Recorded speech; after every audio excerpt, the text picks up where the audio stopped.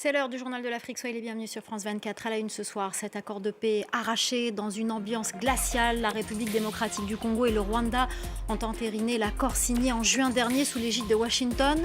En présence de Donald Trump, le président Félix Tshisekedi et son homologue rwandais Paul Kagame n'ont pas échangé de regard ni de poignées de main. Nous serons à Washington, à Kigali et à Kinshasa dans ce journal. Et puis Donald Trump qui fait aussi parler de lui en Somalie. Il a qualifié les Somaliens vivant aux États-Unis de déchets et la Somalie de pays qui pue. Ces propos font écho à ses déclarations sur les pays africains lors de son premier mandat.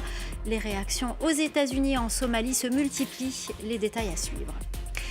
Et puis l'arrestation de Najib Chebbi, figure de l'opposition en Tunisie. Il a été interpellé ce jeudi après sa condamnation en appel à 12 ans de prison la semaine dernière. Dans le même temps, la centrale syndicale UGTT qui a manifesté menace d'une grève générale. Les détails à la fin de ce journal. Le président Félix Tshisekedi et son homologue rwandais Paul Kagame se sont à peine échangé un regard, assis côte à côte pour entériner l'accord de paix signé en juin. Les deux hommes ont soigneusement évité de se parler. C'est donc dans une ambiance glaciale que l'accord a été paraphé par les deux hommes en présence de Donald Trump.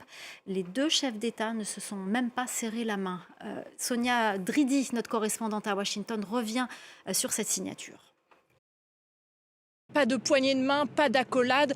Pour les observateurs présents dans la salle, la tension vraiment se ressentait. Après la signature de l'accord, chacun des dirigeants a signé, a serré la main de Donald Trump et ensuite tous les trois ont posé pour une photo. Mais on a senti que les présidents rwandais et congolais s'évitaient soigneusement. Alors Donald Trump, pourtant, quelques minutes plus tôt, avait assuré qu'en coulisses, il avait discuté avec les deux dirigeants et qu'ils s'entendaient très bien. Donald Trump qui a évidemment vanté ses efforts pour enfin arriver à un accord, les accords de Washington, comme il les a nommés.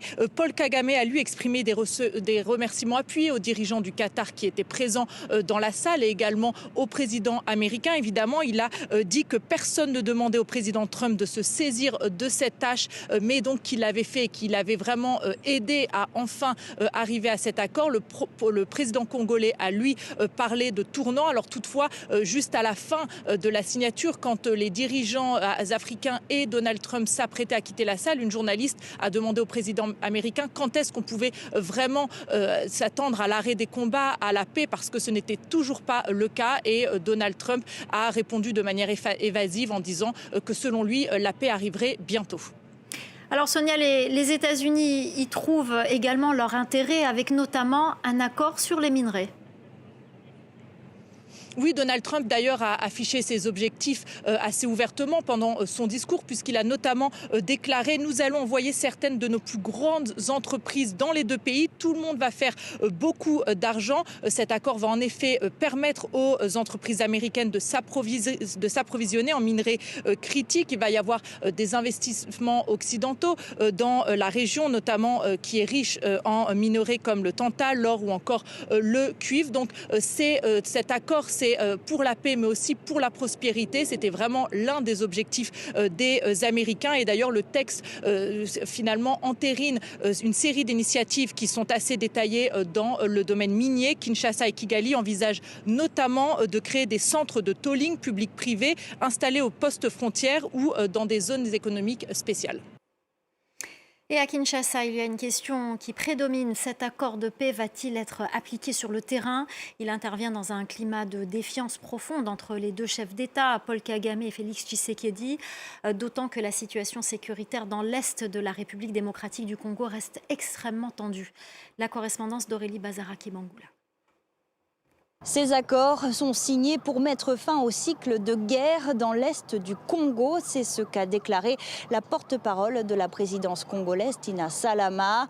L'accord de paix de Washington est présenté comme définitif et porte beaucoup d'espoir. Mais selon les spécialistes, son application sur le terrain reste incertaine. Déjà parce que l'accord ne prévoit aucune contrainte.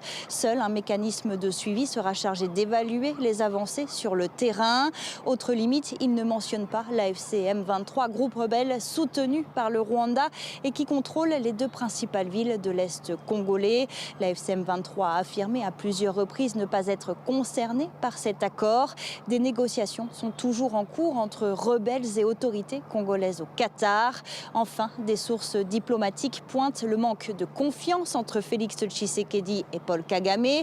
Les deux présidents s'accusent mutuellement de ne pas respecter les accords déjà signés. Selon ces mêmes sources, l'efficacité de l'accord de Washington dépendra donc de la volonté politique des deux parties et de l'engagement continu des États-Unis à en pousser sa mise en œuvre. Alors sur le terrain, eh bien, des combats à l'arme lourde ont été signalés ces derniers jours, notamment à Kamanyola, dans la province du Sud Kivu. Et côté rwandais, l'entérinement de ce nouvel accord est accueilli avec optimisme. Le conflit en République démocratique du Congo est présenté par les autorités comme une menace existentielle à ses frontières. Le Rwanda salue également le volet économique de l'accord. Les précisions depuis Kigali de notre correspondante Juliette Monti. Cette signature a été décrite par Yolande Makolo, l'influente porte-parole du gouvernement, comme la meilleure chance de stabilité pour la région. Elle a salué la volonté d'ancrer cette paix dans une logique de coopération économique et surtout de s'attaquer aux racines du conflit, à savoir pour Kigali les FDLR, un groupe armé créé par d'anciens dirigeants hutus liés au génocide de 1994. Actifs dans l'est de la RDC, les FDLR sont perçus ici comme une menace pour la sécurité nationale. Alors pour le Rwanda, leur neutralisation est la condition à la levée des mesures défensives. Officiellement, des soldats postés à la frontière, bien que la RDC accuse Kigali d'avoir aussi déployé des hommes sur son territoire. Ces dispositions sont effectivement prévues par l'accord, mais tout ça intervient dans un contexte de profonde défiance. Encore récemment, le président Paul Kagame s'est montré sceptique quant à l'issue du processus, dont la réussite dépendrait, selon lui, de la capacité de Kinshasa à respecter ses engagements. On en vient aux propos de Donald Trump qui qualifie la Somalie de pays pourri. Ces déclarations ont suscité l'indignation à Mogadiscio, mais aussi parmi la communauté somalienne vivant aux États-Unis. Emily Boyle. La communauté somalienne aux États-Unis a été secouée par les propos dénigrants de Donald Trump cette semaine. Il a qualifié les immigrants somaliens de déchets et a directement pris pour cible la députée Ilhan Omar. Le président a toujours tenu des propos xénophobes et islamophobes à l'égard des personnes de confession musulmane ou des personnes noires. Nous l'avons vu qualifier les pays africains de pays de merde. Cela n'a donc rien de surprenant. Au Minnesota, les commentaires du président font peur. La police américaine de l'immigration aurait par ailleurs prévu une opération à grande échelle au sein de la communauté somalienne de l'État. À Minneapolis, beaucoup ont choisi de rester chez eux. La communauté somalienne est effrayée.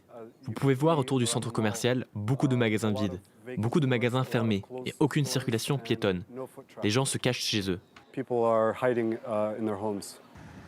À Mogadiscio, la capitale de la Somalie, les habitants sont indignés. C'est intolérable.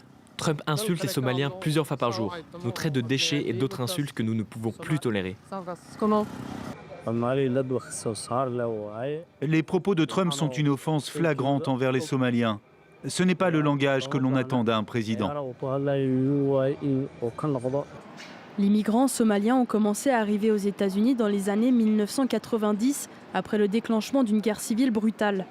Aujourd'hui, le Minnesota compte environ 80 000 personnes d'origine somalienne. 58% d'entre eux sont nés aux États-Unis. En bref, au Burkina Faso, les autorités ont décidé de rétablir la peine de mort dans leur code pénal. Ce projet concerne certaines infractions comme la haute trahison, les actes de terrorisme, les actes d'espionnage. La peine de mort avait été abolie en 2018 sous le régime du président Roch-Marc Christian Kabouré. Cette énième arrestation en Tunisie, Ahmed Nejib Chebbi, figure de l'opposition, a été interpellé jeudi après sa condamnation en appel à 12 ans de prison la semaine dernière. Ahmed Nejib Chebbi, 81 ans, est l'un des opposants de gauche les plus célèbres du pays, Serine Bey.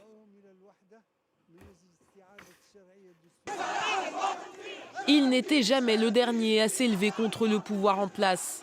Ahmed Nejib Chebi en paye le prix fort aujourd'hui. Cet opposant à Kais Saied garde la tête froide malgré son arrestation. Je vais en prison à cet âge avancé. Rassuré parce que j'ai la conscience pure, je n'ai commis aucune erreur qui justifierait d'en répondre. Et je mérite encore moins d'être condamné pour terrorisme et complot contre la sécurité de l'État. Ahmed Nejib Chebi est une figure militante depuis les années 70. Âgé de 81 ans, il est aujourd'hui le président du Front du Salut National, la principale coalition de l'opposition. Il a été condamné la semaine dernière et il est loin d'être le seul. Lors d'un méga-procès, une quarantaine d'opposants ont reçu des peines allant jusqu'à 45 ans de prison, accusés de complot contre la sûreté de l'État et d'adhésion à un groupe terroriste. Parmi eux, des hommes d'affaires, des journalistes ou encore des avocats. De nombreuses ONG déplorent un recul des droits et libertés en Tunisie depuis que Kais Saied s'est octroyé les pleins pouvoirs en 2021. Après l'arrestation d'Ahmed Nejib Chebi, quasiment toute l'opposition tunisienne est désormais en prison ou en exil. 15 ans après la Révolution, c'est comme si la dictature marquait officiellement son retour. La semaine dernière, après un vote, le Parlement européen a exhorté la Tunisie à libérer toutes les personnes détenues pour avoir exercé leur droit à la liberté d'expression. En réponse, le président Kais Saied a condamné un acte d'ingérence flagrant de l'Europe. Voilà, c'est la fin du Journal de l'Afrique. Merci aux équipes en régie, merci à notre chef d'édition Célia Caracena, merci à nos correspondants et merci à vous pour votre fidélité.